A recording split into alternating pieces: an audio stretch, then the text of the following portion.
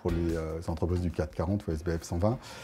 Il y a une étude récente d'ailleurs qui est sortie sur le sujet. Ce n'est pas forcément un enjeu stratégique, c'est plutôt un risque opérationnel. En tout cas, la cybersécurité est perçue pour à peu près 80% des entreprises du CAC 40 comme un risque opérationnel.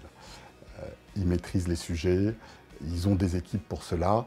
Ça ne va pas forcément remettre en cause la stratégie à 1 an, à 3 ans, à 5 ans de leur entreprise. Par contre, une ETI ou une TPE-PME, si on associe le terme de stratégique à vital, alors oui, c'est un véritable enjeu, car une attaque cyber, du fait de leur manque de moyens éventuels dans l'anticipation et la mise en place d'outils de prévention, oui, c'est un véritable enjeu stratégique pour l'entreprise.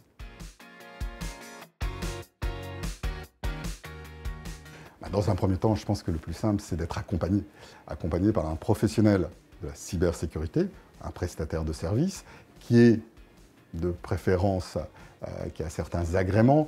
Il ne va pas aller jusqu'aux agréments de l'ANSSI. On travaille sur le sujet avec cybermalveillance.gouv.fr pour justement développer un label qui donnerait aux entreprises un gage, comme quoi leurs prestataires de services ont des connaissances, ont un niveau en matière de cybersécurité.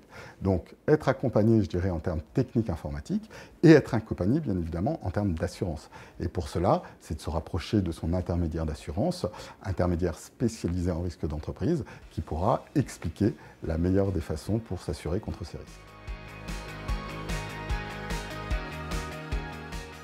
Être accompagné, c'est vraiment ne pas partir seul au front. On n'est pas spécialiste, surtout quand on est une PME, on n'est pas forcément spécialiste de tous les sujets.